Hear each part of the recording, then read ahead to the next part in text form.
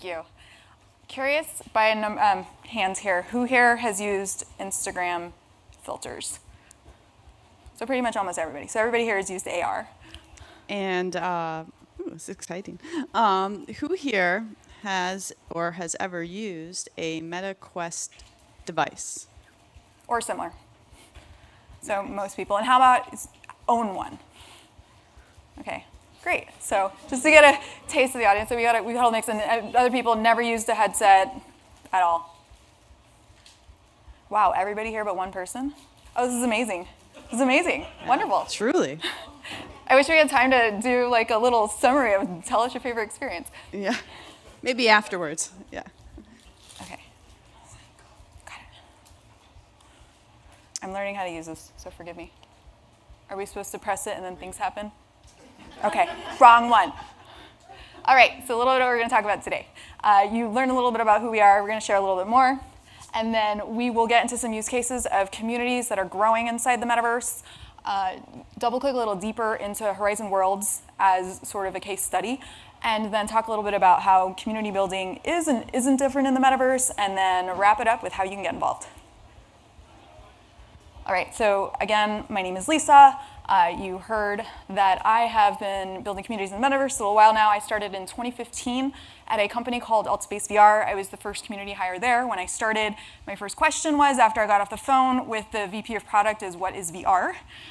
It was a full-on immersion. We were one of the first social apps out there. It was very exciting. And then 2 years later, they got acquired by Microsoft. And around that time, in 2017, Meta was focused on building their own social VR team, and I came on to be the first community hire there. 5 years almost to the date is how long I've been there, and through all the different iterations of what we've done experimenting with social VR.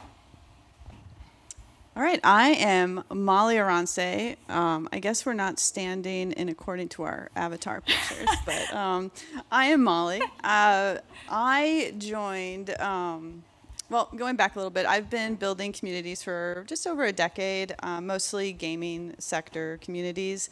And about 1 year and 7 months ago, I got the opportunity to join Lisa and joined Meta as the second hire on Horizon Worlds. So I have been deeply involved with the metaverse and community building there since that time. All right. So Jinx. Lisa, what is the metaverse? Glad you asked, Molly. The metaverse is the next evolution of social connection and the successor to the mobile internet. It is a web of interconnected worlds like an embodied internet. So if what we think about Web 2.0 is sort of this interconnected space where different companies and individuals help create it, Web 3.0 is that sort of immersive aspect. And just like nobody owns the internet, nobody owns the metaverse, we're just a part of creating what it is. I also want to further clarify, when we talk about the metaverse, it's a pretty big, broad umbrella that includes a lot of different technologies. So from this point on forward, what we're really going to zoom in on is what we refer to as social virtual reality. So if you hear us interchanging Web3, metaverse, and social VR, just know that moving forward on this point on, we're really talking about social VR. And one of the biggest pieces of magic of social VR is that sense of feeling like you're in the same place at the same time. So if everybody here were in Tokyo and I was in Austin, Texas, which is where I'll be in a few hours, we could go ahead and put on an headset, be embodied like avatars, and explore a space together and really feel that sense of presence and connection. And that is the magic of social VR in the metaverse, is that's going to bridge the gap of distance. And while nothing can replace the way we are here right now and that sort of, physical connection, it definitely will bridge. So I want to double click a little deeper on what are the use cases and what kinds of communities are growing right now inside the metaverse. I'm mentioning 3 today, which by no way is comprehensive, but probably some of the most prevalent. First off, gaming. Gaming is a very natural extension for Web3, so it's not surprising that gaming communities were some of the first that we've seen. Social or competition is really baked into games. And then when you take into that context where you can now be literally physically embodied in a game, it's just right for a community in the making. An example of a strong, thriving community that we've seen is Echo VR. Does anybody play Echo? Do we have any Echo fans in the audience? I love it. I love it. So you won't be surprised when I share a little bit more about it. But players rely on teamwork, collaboration, and strategy, and they're throwing a disc in zero gravity. And it's really attracted and drawn a strong esports community. And we've also seen a lot of self-organizing community leaders that have been a big part of helping it spread and grow. Another use case is fitness. Trying to make fitness fun is not a new problem in the market, and during the pandemic, we saw a lot more people take on to trying fitness inside VR. Now, imagine if you could take something like fitness and then get access to some of the top expert coaches and then work out in some of the most immersive, sort of fantastic destinations on the planet. Well, that's what they're doing in Supernatural VR, and we've seen a huge community grow out of that where coaches are connecting with fitness enthusiasts, and they have the official Facebook groups, about 65K and growing, in addition to sort of these offshoot communities that have grown around that excitement and enthusiasm for fitness. And then finally, we have social. And if you're wondering, wait, I thought you said all of this is social. Yes, all of it is social, but social is also its own category. And when we talk about social, we're really talking about people who come together around a common interest to be inside virtual spaces. And that's what we do at Horizon Worlds, which is the app that Molly and I work on. And Horizon Worlds is a sort of immersive space for people to create, explore, and play. So imagine you want to be the host of a comedy club. You can build that comedy club. You could have people come and be participants in an open mic night or be in the audience. You could go to a bowling alley and hang out with your friends bowling. Or you could attend immersive language classes or get involved with sub-communities around any kind of interest that you have. So really the possibilities are limitless. And then I'm going to pass it over to Molly here so that you can meet some of these community leaders that are bringing this app to life to better understand an even deeper level of context around some of the communities that are forming. Oh yes, yeah. I'm sorry, I'm in charge.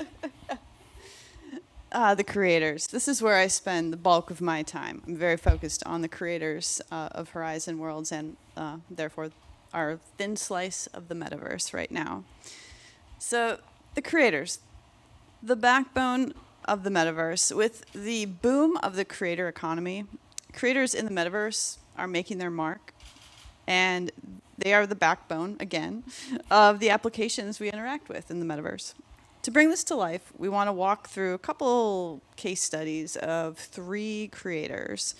They're pretty integral to making Horizon Worlds what it is right now, so let's meet them. So we have Ashes to Ashes.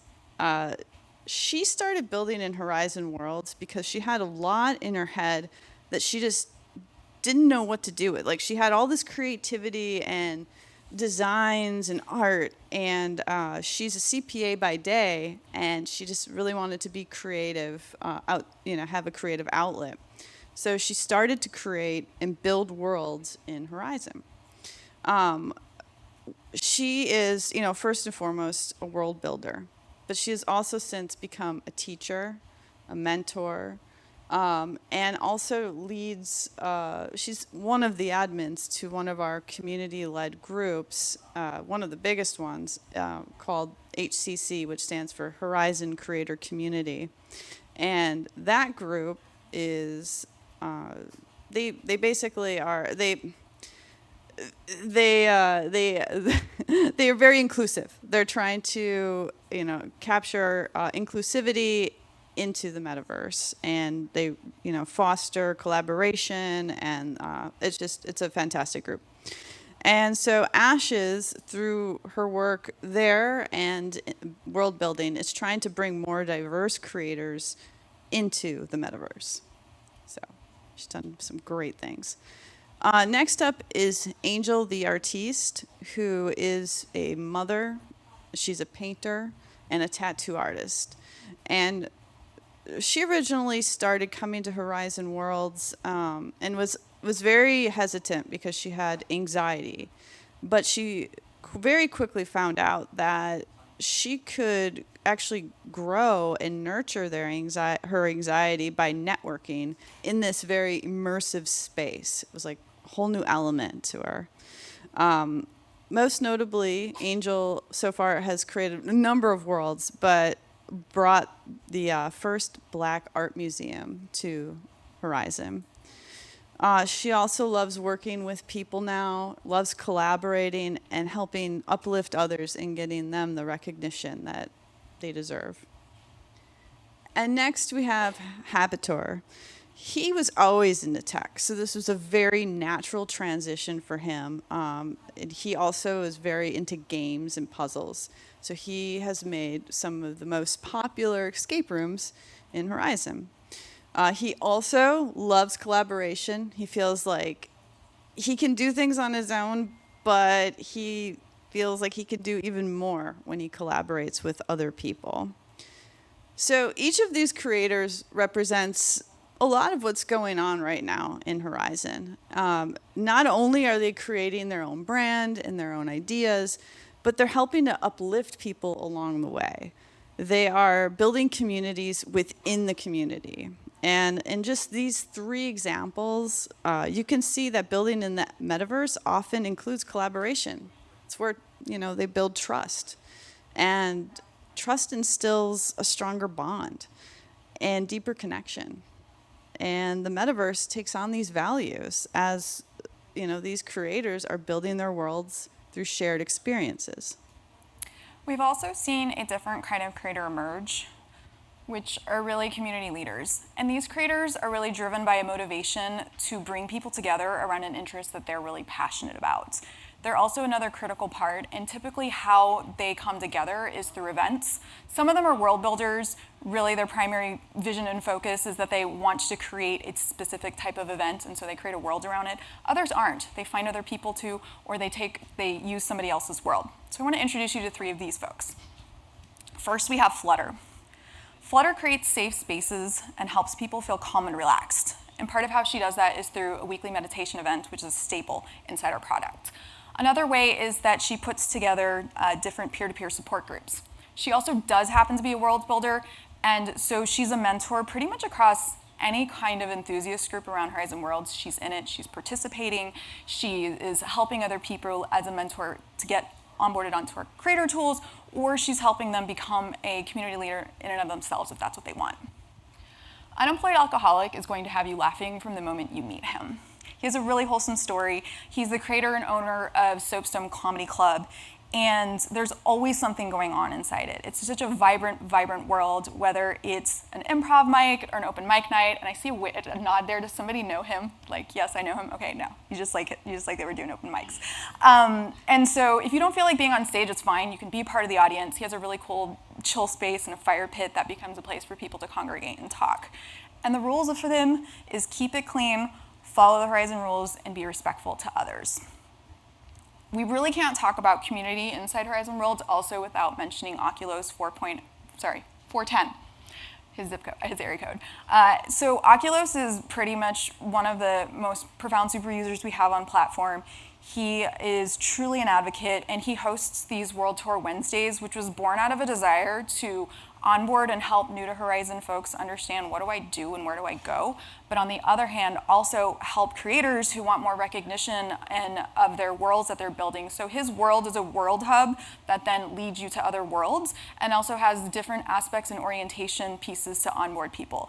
And what's really amazing about this is we didn't ask him to do this. He just had the passion, had the desire, had the creativity, and he went out and created it. And really, Oculus is someone who's going to uplift anybody at any point in time to try to support them in their vision of creating whatever they want inside the world. And there are a lot of other communities that we're finding in Horizon. If it exists in the real world, it basically exists in Horizon right now. And I mean, it's so much fun. Like every day I find something new. We have inclusive meetup events for LGBTQ, ADHD, dyslexia, people with hearing loss, those with visual loss. I mean, just anything you can think of.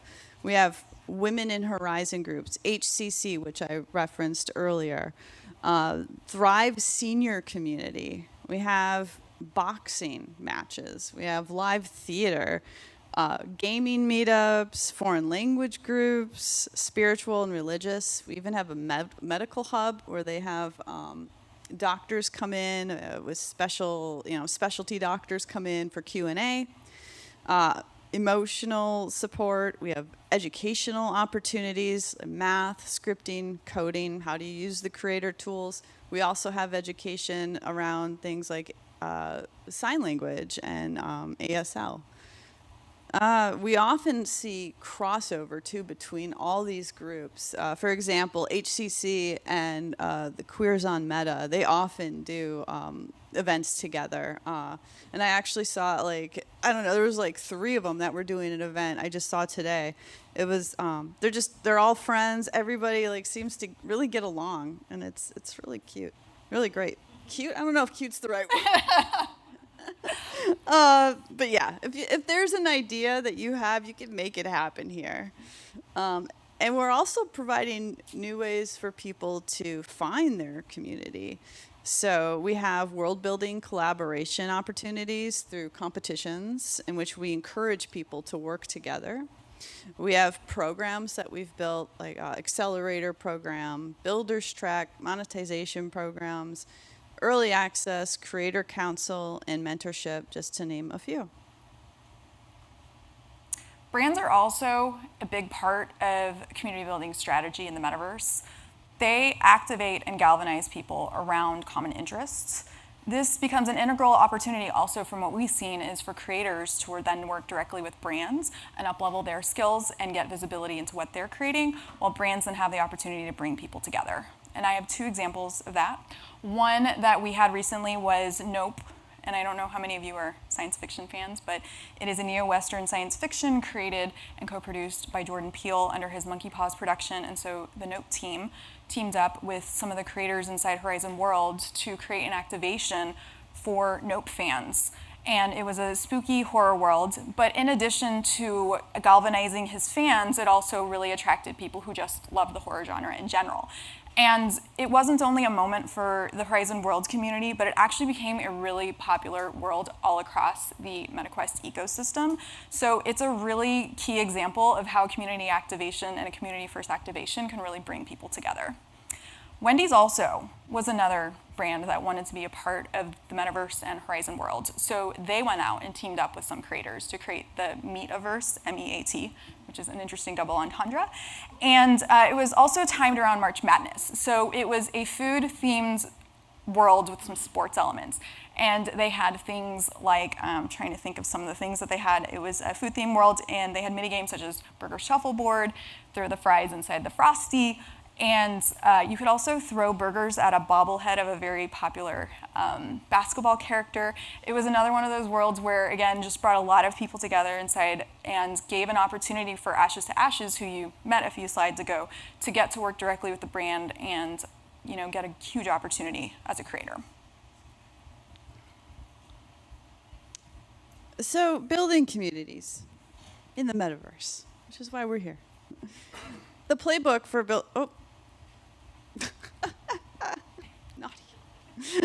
the playbook for building metaverse communities is not much different than other applications. The core principles stay the same.